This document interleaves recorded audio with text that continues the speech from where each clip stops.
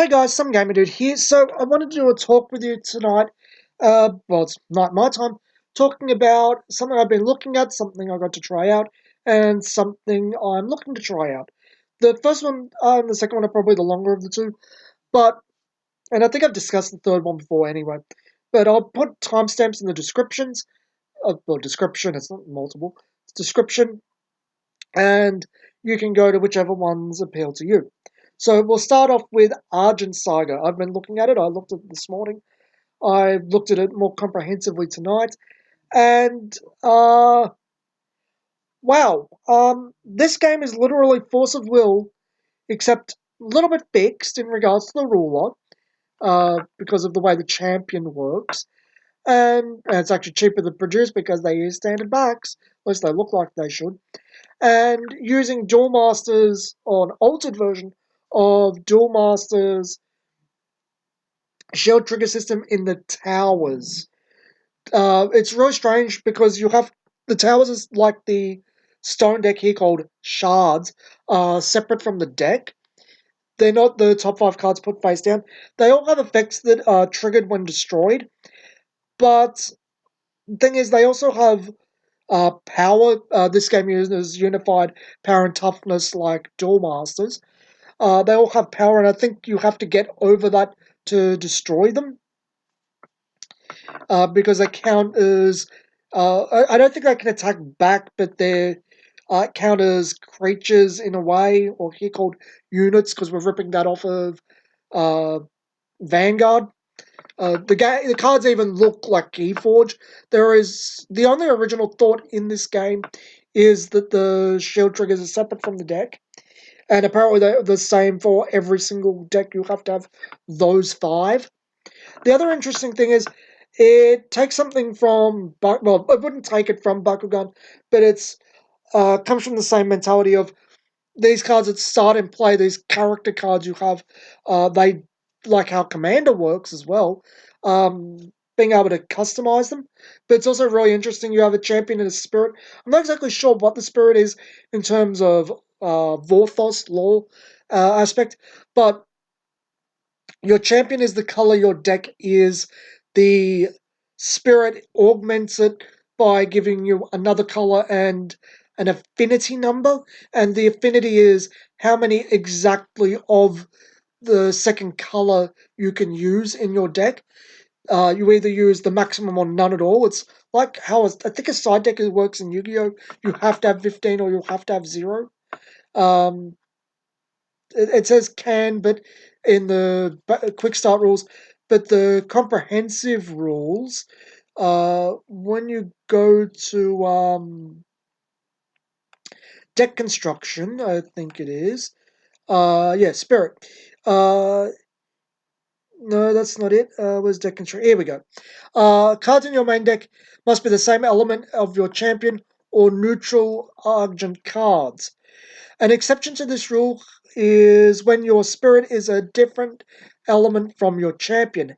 In this case, you may include cards of your spirit's element in your main deck equal to the affinity number of the spirit. For example, if you play a light champion with an air spirit with an affinity number of 8, you must have either 0 or 8 air element cards in your main deck along with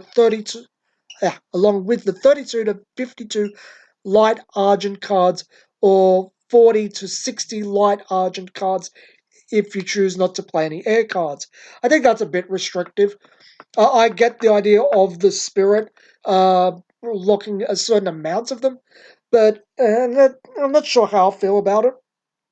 I think the way Bakugan works is a bit cleaner than this, but yeah, it's interesting.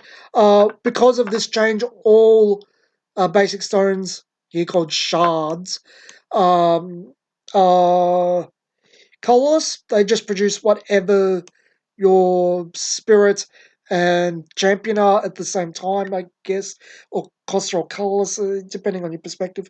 Exactly the same as Bakugan. The game's gameplay is exactly like Force of Will, right down to the letter, with the exception of there's no J ruler, which is interesting. Um, it's kind of funny. I saw a video recently saying someone would revive Force of Will in within 10 years. Well, I guess we don't need that now, do we? We literally have it right here.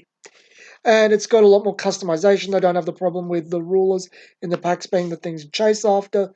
I'm a bit concerned about the cost of the game because looking in the product section, it mentions for the booster pack, where is it?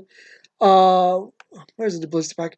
It mentions Argent rares, super rares. Um, there's no uncommons by the look of it. I'm not sure how this works.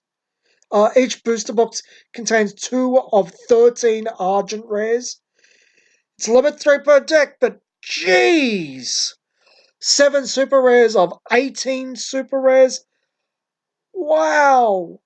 1 box topper of 5, 7 to 8 redemption cards of, that doesn't say, 8 foil commons of 16 foil variants of common cards, 184 commons of 60 commons, uh, 14 basic shards, which is odd. I mean, it's 24 packs, that's not even one a pack.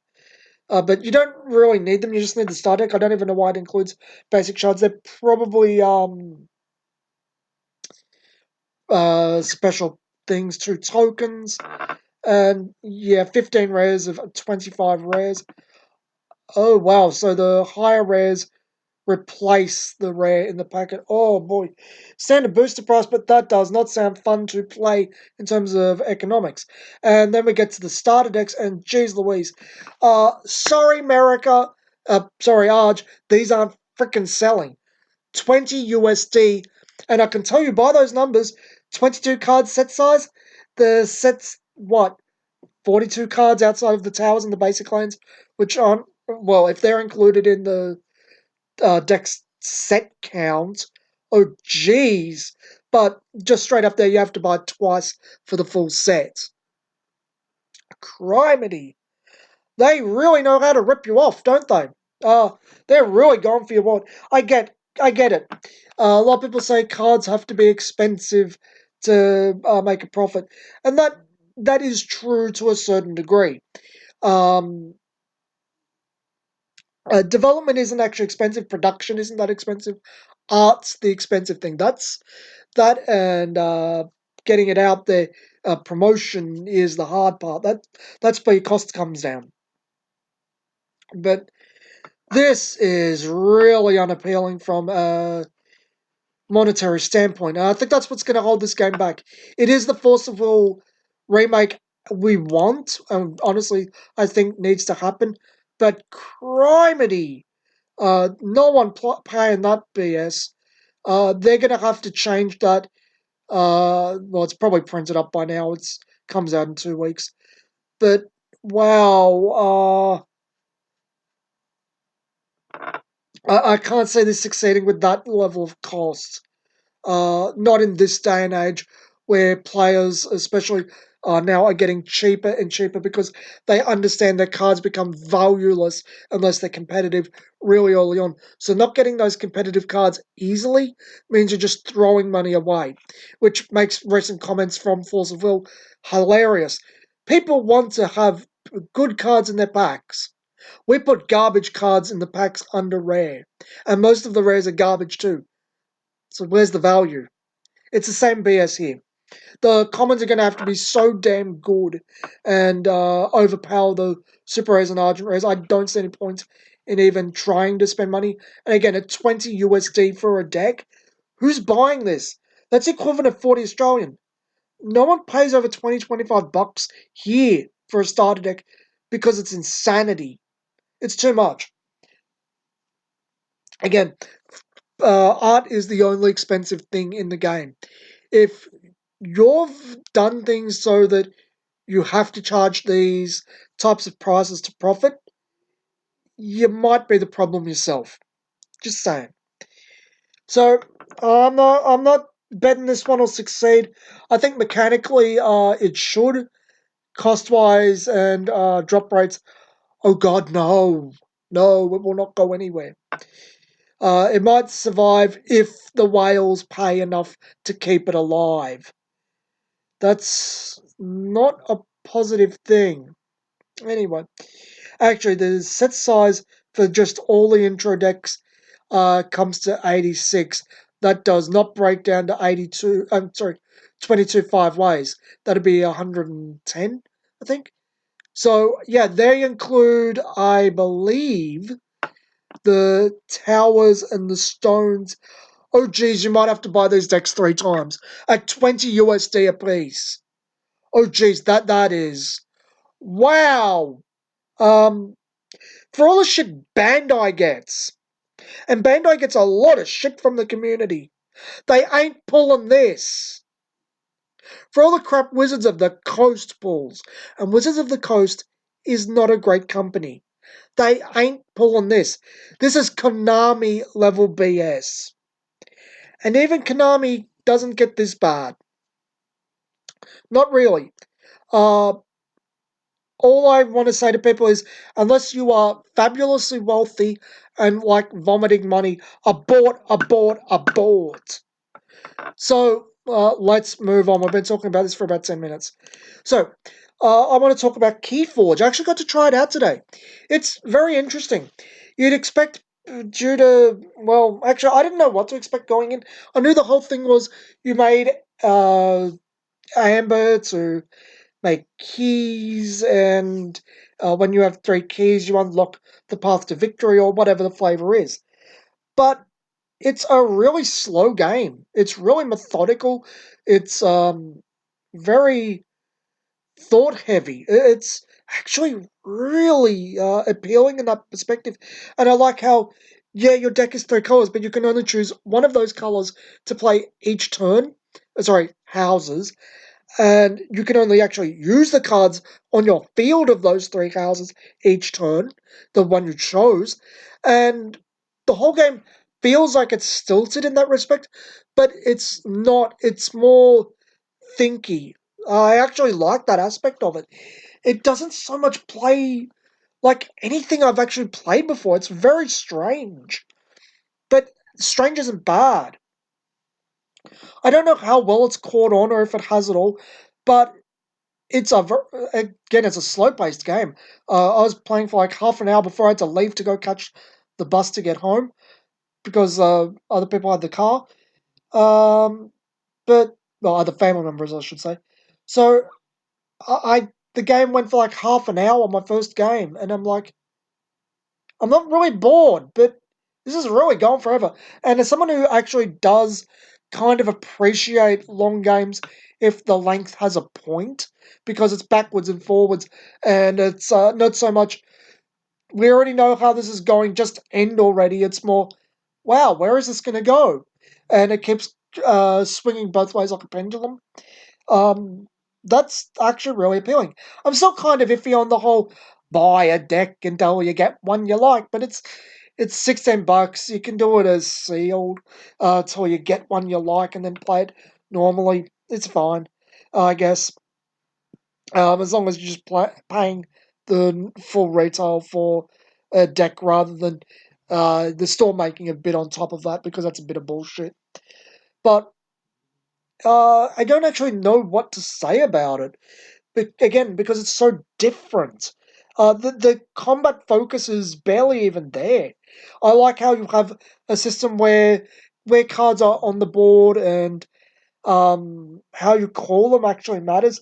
You have to go like how Vanguard's Excel circles go left, right, and you can't actually place cards in between cards without a mechanic to do it for you.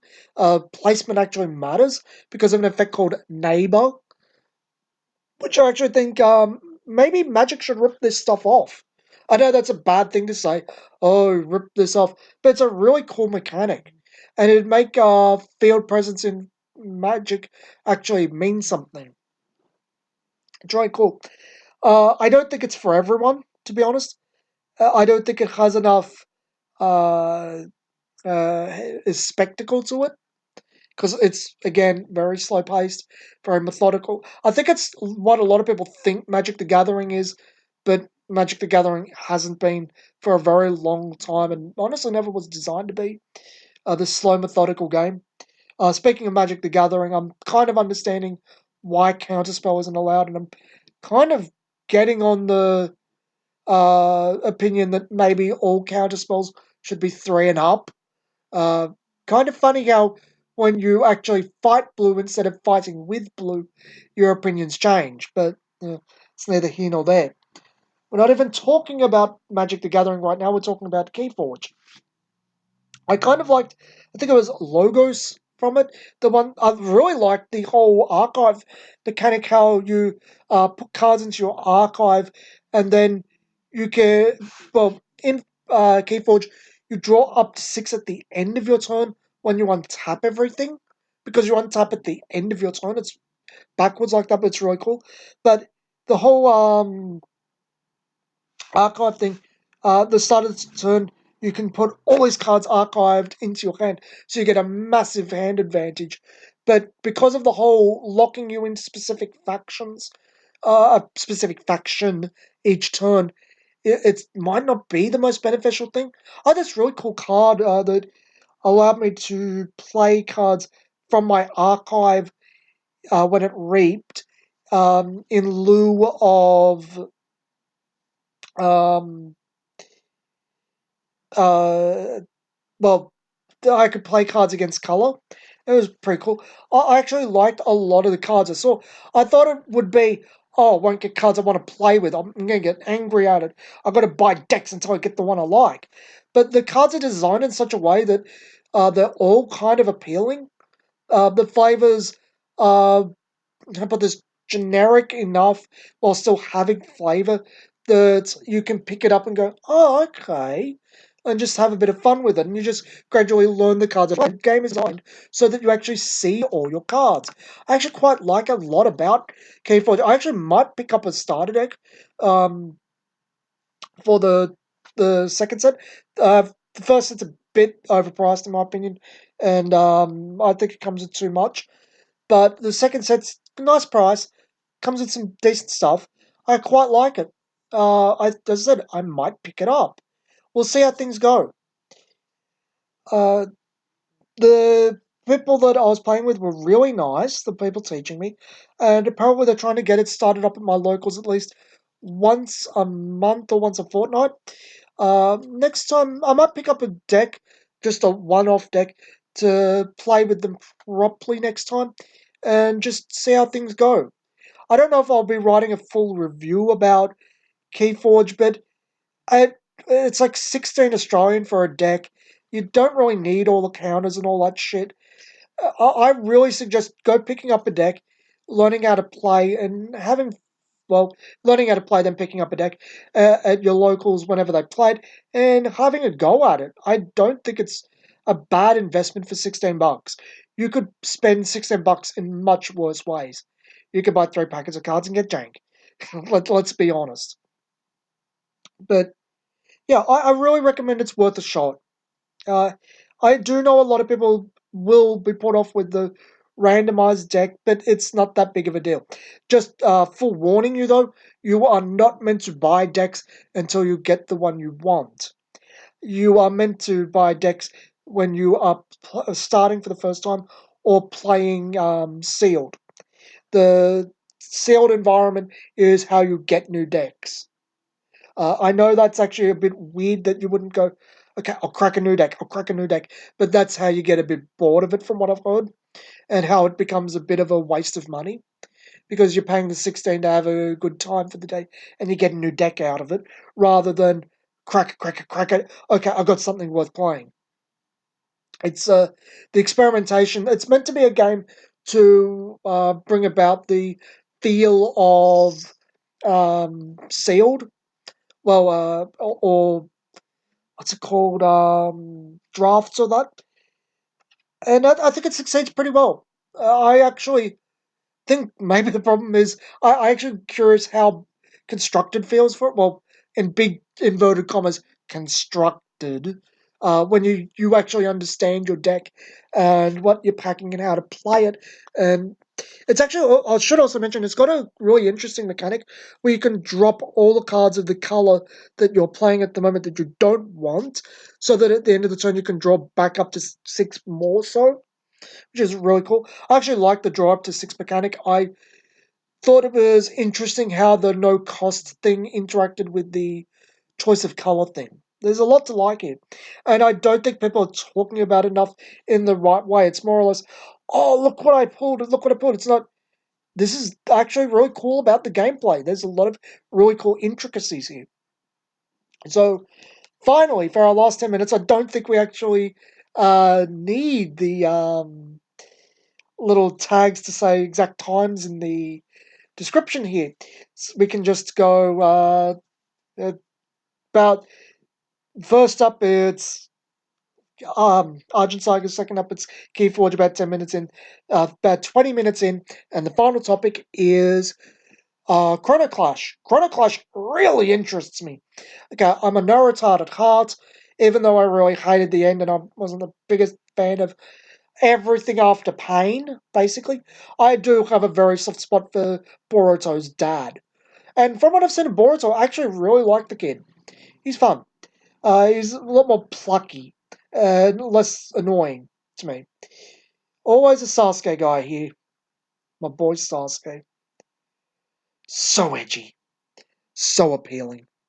Anyway, I also actually really like Neji. I actually like Team, I think it's 10, Neji and Guy and Tenten and Lee. I like their team a lot more than Team 7.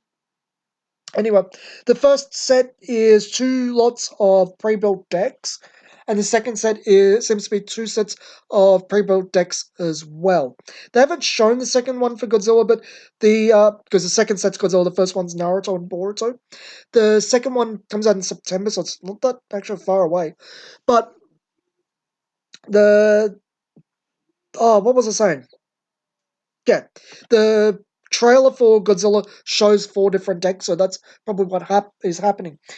Uh, Clash apparently rips off another game's um, resource system, wherein you start at 0, and the first turn player plays a card, and that brings them over 0.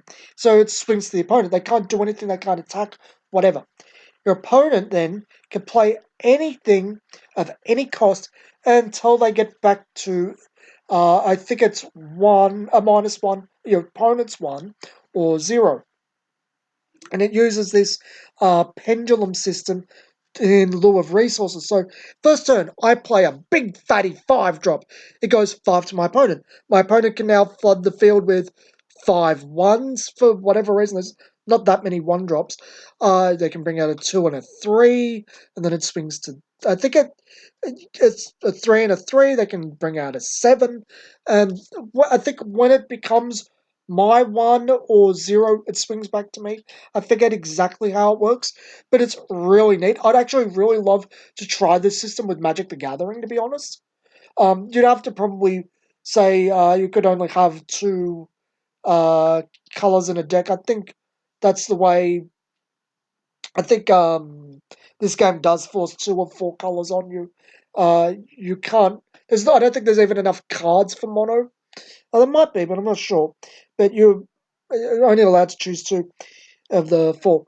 The other interesting thing is you can't mix IPs. So unless they swing back to an IP, that's it. That's your lot.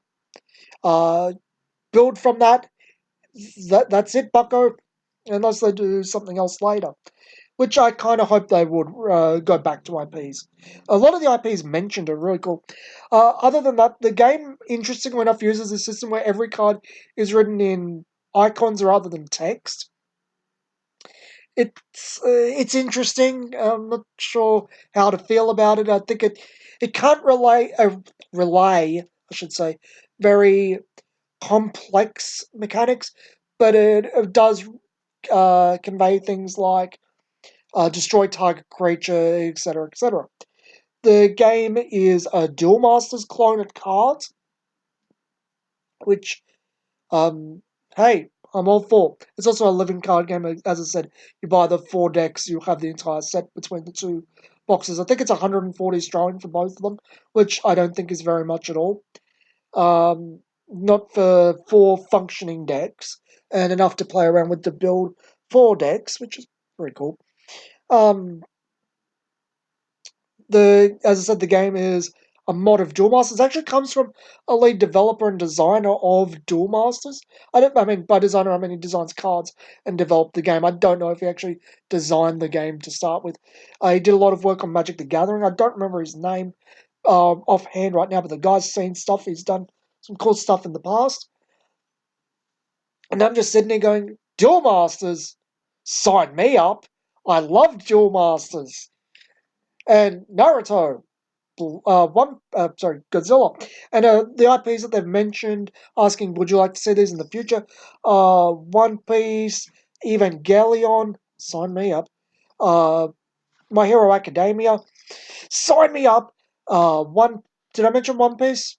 I think Bleach. A lot of older anime that and properties that people like. I think Ultraman was there, which is funny because the Godzilla deck is known to come with Jet Jaguar. I want King Shisa. I like King Shisa because I like Shizus. I think they're lovely dogs. And a big kaiju Shisa is cool because Shisa dogs are based on Chinese food dogs, which have their origins on the Shizu, the Pekingese, and all their relatives. There's your fact for the day. Anyway, um, I think this game could have a lot of appeal to a lot of people. Again, I don't. I think it's interesting how they're doing the promos with it. There is a collectability aspect to it, but it's all foils. But you get everything you can play with straight out, which, yeah, I like. I'll sign up for that. I think that's neat. I know people love cracking packets and collectability, and they might be off-put by you only get 2 foil promos in the first run of the set, and after that, they have to be promos gotten via the what's it called, the tournaments. And again, you can't crack packs, you can't get expensive cards other than the foils. I think that will upset people because a lot of gamers do have that addiction to them. They're either addicted to opening packs or playing very, very powerful cards because they don't actually like playing the game. They just like being a dick, to be honest, and really cheap and easy wins. I'm kind of taking a knock at a friend there, but he knows how I feel. Um, it's not like I'm not guilty of it myself. It is fun to have this really OP card and just bounce all over people because they don't have the same expenditure that you've put upon the game to get something on that level, and there's nothing in the lower levels to compete with it. But I think I've said this before that at my age, I actually like card games where everything's on offer straight up. I mean, I love Bakugan to bits, and I do like that the foils aren't particular, well, I should say higher rarities, aren't that particularly hard to get. I actually got to play Bakugan more today. I'm really loving it. But the unfortunate thing is, I might actually have to make a weaker deck because the person I'm playing with uh, hasn't had the opportunity to invest much money into it. So I'm just steamrolling them. They've also got to take more time to learn how to roll their Bakugan and not get so overly excited and just start understanding the mechanics of the Bakugan themselves. I actually said this a while back that as people become better rollers, the game will change. And I'm already starting to understand how many revolutions until you hit the magnet and then the correct space and how to roll, whatnot. That's actually a really cool part about Bakugan that I think people like Jet Kuzo comprehend, and probably people like Hunter Surge over at the cafe and that. But I don't think it's as widely appreciated as it needs to be. But you can't always get it, unfortunately. That's just the thing.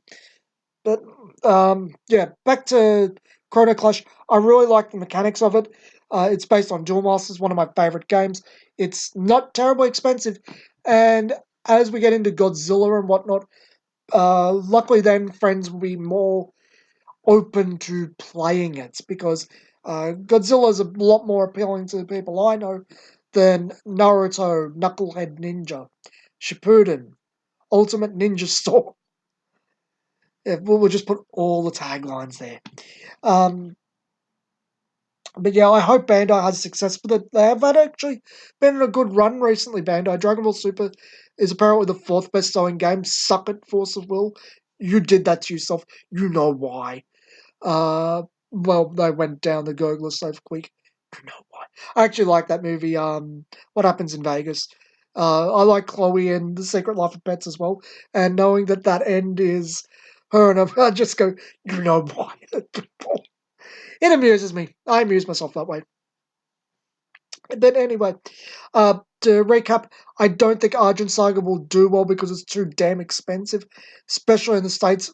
Too many American people will scoff at $20 a deck. It's unreasonable. And just telling you now, guys, knowing the costs of production, I don't know whether they're actually producing it in America or China. If they're producing it in America, yeah, I kind of get the costs, but they're being assholes about it. If they're producing it in China, oh geez Louise, they are taking you for a ride, and the drop rates are also taking you for a ride. The unless all these Argent rares are like one a deck, even then the super rares don't really drop enough to be because what it's I've got it up here. You get 7 super rares of 24 packs. That means what? How often do they drop? I think that's one. Oh, 1 in 3 packs isn't. 1 in 4 packs, I think. 1 in 3, 4 packs. That's not too bad. It's the Argent rares that have to be one a deck cards to be reasonable. Any the actually, if there's 13, they have to all be spirits and champions.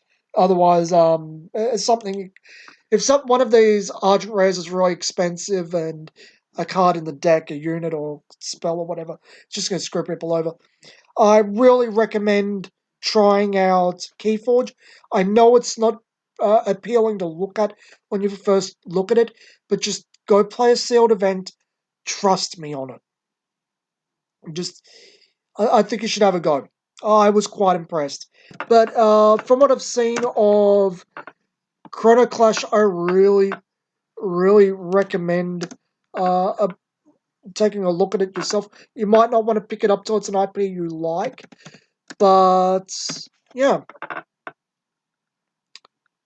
that's really it. So thanks for listening. It's been over 30 minutes, and I won't be editing this, so just be chucking up 3 pictures. And I'll see you guys next video. So next video is going to be a Bakugan video. They don't want to do a Magic the Gathering video, and then I'll probably swing back to uh, Yu-Gi-Oh. I'm not Yu-Gi-Oh. Vanguard, because I have things to talk about with what's his name, Maelstrom, and I'll probably look at the new Lukia cards. I quite like them. Anyway, that's it for today. I don't want this to go excessively long. It's already really long, and I'll see you guys next video.